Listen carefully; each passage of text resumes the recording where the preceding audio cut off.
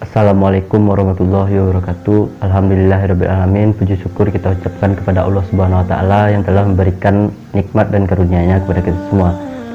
Salawat beriring salam tidak lupa kita sampaikan kepada Nabi besar kita Muhammad Sallallahu Alaihi Wasallam. Perkenalkan, nama saya Fauzan Azim Bayu, mahasiswa Politeknik Negeri Padang, jurusan Teknik Elektro, program studi D3 Teknik Listrik. Pada video kali ini saya akan membahas sebuah materi pada mata kuliah Pendidikan Agama dengan dosen Bapak Rinaldi. Materi yang akan saya bahaskan adalah aplikasi syariah puasa. Ada beberapa poin yang akan saya bahaskan. Yang pertama yaitu syarat dan rukun puasa. Yang kedua adalah macam-macam puasa sunnah. Yang ketiga adalah hal-hal yang membatalkan puasa. Yang keempat, hari-hari yang diharamkan untuk berpuasa. Dan yang kelima adalah hikmah puasa. Sebelum masuk pada poin-poin tersebut, izinkan saya untuk memberikan sedikit pengertian dari puasa. Puasa berasal dari bahasa Arab yaitu soma yasumu, yang artinya menahan, atau biasa disebut al-imsak, yang artinya menahan diri dari segala apa yang membatalkan puasa. Menurut syarak, puasa berarti adalah menahan diri dari segala apa yang membatalkan puasa pada waktu tertentu, yaitu dari terbitnya fajar hingga terbenamnya matahari dengan diawali niat. Perintah puasa terdapat pada Al-Quran surah Al-Baqarah ayat 183 yang berbunyi, Ya ayyuhallazina amanu kutiba alaikumusiyam kama kutiba alal ladzina min qablikum la'allakum tattaqun, yang artinya, wahai orang-orang yang beriman, diwajibkan atas kamu berpuasa sebagaimana diwajibkan atas orang-orang sebelum kamu agar kamu bertakwa. Puasa merupakan pelindung bagi orang yang melaksanakannya, maka hendaklah pada saat berpuasa kita jangan berkata kotor atau berkata hal-hal yang buruk. Terdapat dua kebahagiaan bagi orang yang melaksanakan puasa. Yang pertama adalah bahagia ketika melaksanakan berbuka, dan kedua adalah bahagia karena bisa bertemu dengan Tuhannya. Sekarang kita masuk pada poin pembahasan kita, yaitu yang pertama adalah syarat dan rukun puasa. Dalam menunaikan ibadah puasa, ada beberapa syarat bagi seorang mukmin untuk menunaikan ibadah puasa. Yang pertama adalah Islam. Orang berkewajiban menjalankan ibadah puasa adalah orang Islam. Selain orang Islam tidak diwajibkan puasa. Yang kedua adalah balik. Setiap orang Islam yang berumur balik diwajibkan atasnya menunaikan puasa. Anak kecil tidak diwajibkan puasa. Yang ketiga, berakal. Bagi orang yang berpikiran sehat, maka baginya wajib puasa. Yang keempat adalah sehat. Orang sakit yang diperkirakan apabila berpuasa dikhawatirkan mempengaruhi sakitnya, dan orang tua yang lemah tidak kuat lagi berpuasa boleh meninggalkan puasa. Yang kelima, mukim, bukan musafir. Menetap di negeri sendiri adalah syarat wajib berpuasa kalau mampu, dan tidak boleh berpuasa apabila tidak mampu. Yang enam, perempuan yang suci dari haid dan nifas. Perempuan yang sedang haid dan nifas tidak boleh melakukan puasa. Yang ketujuh, puasa.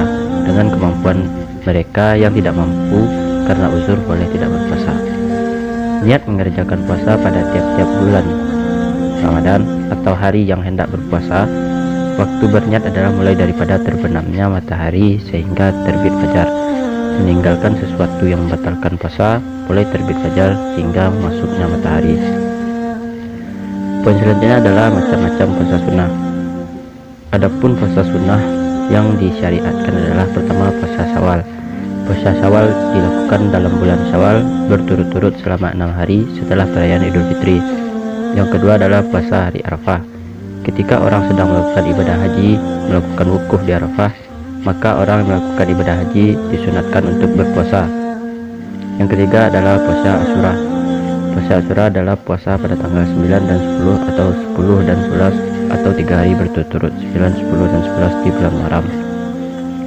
Yang keempat adalah puasa Senin Kamis.